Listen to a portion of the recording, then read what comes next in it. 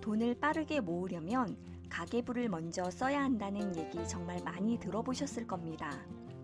그러나 주변에 10명 중에 9명은 시간을 할애하여 가계부를 열심히 써보았지만 돈이 모아지지도 않고 가계부를 쓰건 안 쓰건 돈 쓰는 건 마찬가지라며 결국 포기하는 분들을 많이 보았습니다. 실패의 원인은 아마도 가계부를 올바르게 사용하는 방법을 모르기 때문이라고 생각하는데요. 가계부를 하루하루의 소비 내역을 단순히 기재만 하고 마치 닭구처럼 이쁘게만 꾸민다면 가계부 작성은 그야말로 시간 낭비입니다.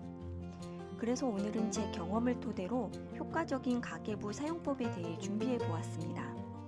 우선 가계부를 쓰기 전 첫 번째로 선행되어야 할 것이 있습니다. 바로 항목별 예산 계획 세우기인데요. 가정도 일반 회사처럼 연간, 월간, 주간 예산 계획을 통해 수익과 지출을 예상해보고 적절하게 항목별 지출 금액을 계획해야 합니다. 이때 예산을 짤 엄두가 안 난다라고 하시면 3개월간 카드 내역과 통장 지출 내역을 기초로 작성해 보시면 됩니다. 고정비가 어찌나 어마어마한지 여유롭게 쓸 돈이 단 한 푼도 없다는 사실에 충격을 받으실 수 있습니다. 두 번째로 정해진 예산 안에서 지출 통제하기입니다. 가계부는 정해진 예산 안에서 올바른 소비를 하도록 지출 통제의 계기판 같은 역할을 합니다. 식비 예산이 40만 원이라면 오늘 지출하고 남은 예산이 얼마인지를 파악하며 작성해야 합니다. 예산이 없이 지출 내역을 나열하는 것은 무의미한 행동입니다. 반드시 항목별 예산에서 지출하도록 노력합니다. 세 번째는 지출 A, B, C 분석하기입니다. 지출 내역의 소비는 A, 낭비는 B, 투자는 C로 기재하는데요.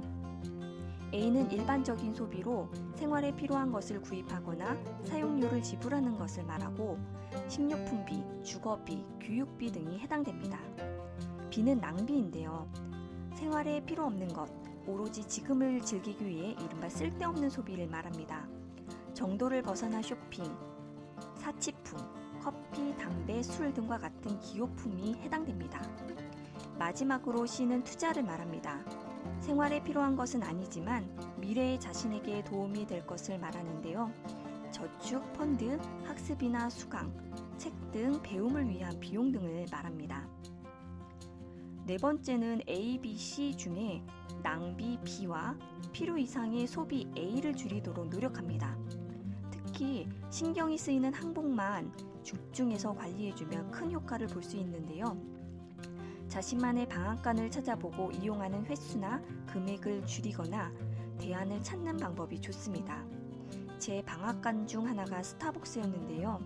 자동 충전을 하면 보고 쿠폰이 생겨 몸에도 좋지 않은 커피를 하루에 한 잔에서 두 잔을 마셨던 경험이 있습니다. 제 낭비는 커피라고 생각했기 때문에 자동 충전을 끊고 스벅의 대안인 캡슐 커피를 마시기로 결정했습니다. 한 달 10만원 이상 나가던 커피값을 2만원으로 줄일 수 있었습니다. 다섯 번째는 가게 운영 현황을 가족과 수시로 공유하며 불필요한 소비를 잡고 소비 반성을 통해 합리적인 소비 습관을 기르도록 가족원 모두가 노력합니다. 가계부는 누구 한 명만 쓰는 것이 아니라 가족원 모두가 작성하고 열람할 수 있도록 투명하게 관리하는 것이 중요합니다. 그리고 마지막으로 제일 중요한 것이 꾸준함인데요. 가계부를 쓰기로 마음 먹었다면 꾸준하게 실행해 보세요. 매월 예산을 짜고 소비 후 바로 기록하고 불필요한 지출을 찾고 줄이기를 꾸준히 반복하다 보면 여러분의 목표에 도달하는 시간은 분명 단축될 수 있습니다. 아직 계획만 있고 실행 전이시라면 오늘부터 가계부를 써보시는 건 어떠실까요? 10월부터 사용할 수 있는 2020년 친절한 김모 씨의 엑셀 가계부를 만들었습니다. 기존 가계부에 사용하면서 불편했던 사항을 업데이트해서 배포하니 필요하신 분은 더보기를 통해 다운받으시고 모두 부자 되시길 바라봅니다.